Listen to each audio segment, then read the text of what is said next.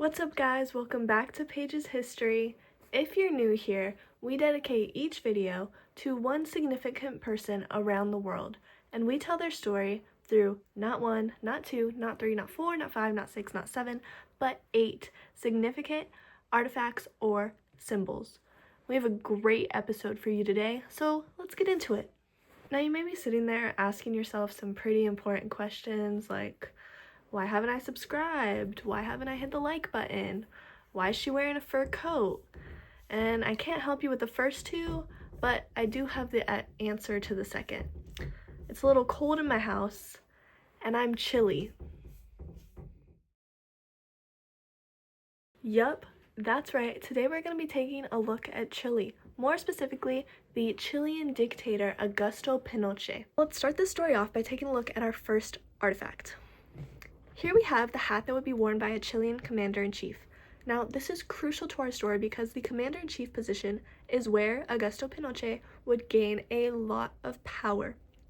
In 1915, Augusto Pinochet was born, and he would serve in the Chilean army for a large chunk of his life, rising through the ranks and eventually being promoted to the commander-in-chief position. He was promoted to this position by Salvador Allende in 1973. Not only a month after receiving this promotion would Augusto Pinochet stage a coup, overtaking the standing government.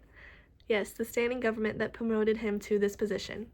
Salvador Allende would end up killing himself during the coup, and Augusto Pinochet would take reins and take all of the power of the Chile government.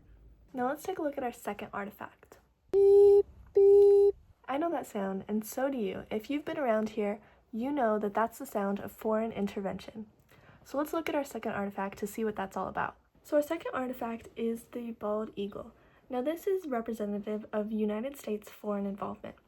The United States saw Salvador Allende, who was a proclaimed Marxist, as a threat to U.S. safety, especially during the time of the Cold War.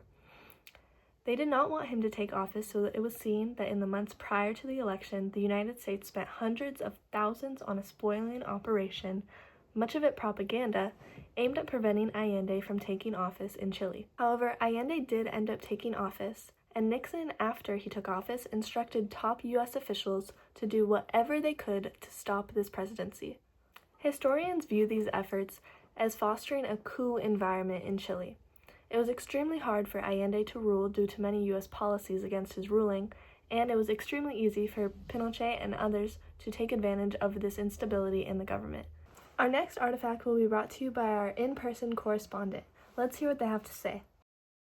Now let's take a look at our fourth artifact. Beep, beep. That sound, again, that means we have more foreign involvement. Let's take a look at what that means. So our fourth artifact is tea and crumpets, which signifies British involvement in Chile's affairs. When Pinochet first held his coup, the British government was not in support of it. However, once Margaret Thatcher came into office, this all changed. Thatcher's government not only lifted a British embargo on the sale of weapons to Chile that was imposed by the previous government, it also sold arms that could be used for internal repression while training hundreds of Chilean soldiers. Margaret Thatcher also ended the regime's diplomatic isolation by restoring a British ambassador to Santiago and authorizing the first visits by British ministers to Chile since Pinochet's coup in 1973. For artifact number 5, we have video footage from the Chilean National Stadium. Let's take a look. This footage is from the National Stadium in Chile.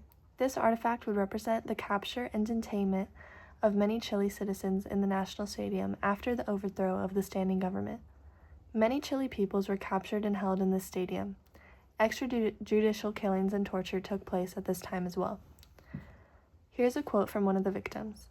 "They gave the name on the loudspeakers, you had to walk, and then the military men took you," said 78-year-old Jamie Zerondo, a salesman who came to the stadium on September 18, 1973. "And then you didn't know where they went. The women went with their fist up high. They suffered much more than us. Raping was a daily ordeal." Zerondo also said inmates could only eat whatever they found on the floor of the stadium. Once again, we're going to head back to our in-person correspondent to learn a little bit about the economic side of Chile during Pinochet's rule. For artifact number 7, we have a poster with the No campaign on it. Now this artifact will represent the citizen upheaval against Augusto Pinochet's rule in Chile. In 1988, Augusto Pinochet would hold a referendum which questioned whether him and his government should hold power for another 8 years, and this question would be voted upon by the citizens of Chile. Now, one of the campaigns was the No campaign, which opted that Augusto Pinochet should not rule for another 8 years. This campaign ended up being successful, winning majority of the votes, 56% to be exact, and would mark the end of Augusto Pinochet's rule as dictator of Chile. For our last and final artifact, we have handcuffs. These handcuffs would represent the arrest of Augusto Pinochet in 1998.